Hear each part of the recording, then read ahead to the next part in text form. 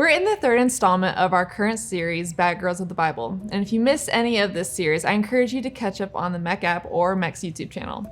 This week, we focus on the well-known story of the woman at the well. In Jesus' conversation with her, he refers to himself as living water. As Pastor Jim explained, this is Jesus' way of telling the woman that he is offering her a full life with him at the center. This isn't the only time in Scripture that we see Jesus refer to himself this way. In the New Testament biography of Jesus, written by his close friend John, we see Jesus at the festival making this bold claim again. The verses say, "On the last day, the climax of the festival, Jesus stood and shouted to the crowds, 'Anyone who is thirsty may come to me. Anyone who believes in me may come and drink.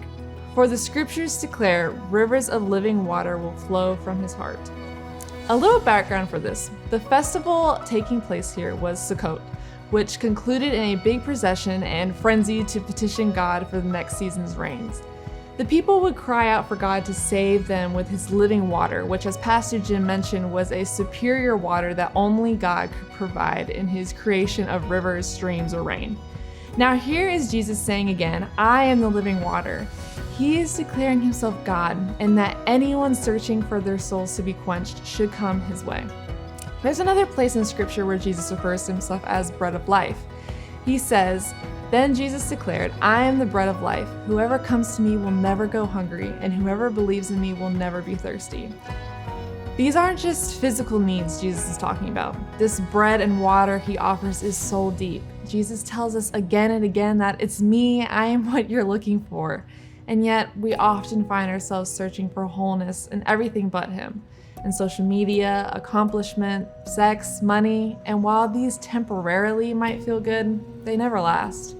Later in the same book written by John, Jesus says, "I am the true grapevine, and my Father is the gardener. Remain in me, and I will remain in you. For a branch cannot produce fruit if it is severed from the vine, and you cannot be fruitful unless you remain in me." And again, in another biography of Jesus written by his disciple Matthew, "Are you tired, worn out, burned out on religion? Come to me, get away with me, and you'll recover your life. I'll show you how to take a real rest. Walk with me and work with me. Watch how I do it. Learn the unforced rhythms of grace. I won't lay anything heavy or ill-fitting on you.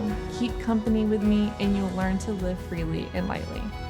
If this is sparking something in you, if you're thinking you'd love to learn to build a life that is steeped in Jesus, or if you're curious about what it might look like, I'd love to invite you to our upcoming class called A Well-Ordered Life. You can join us online or in person as we explore what exactly Jesus' offer of living water means for us and how we can take him up on it.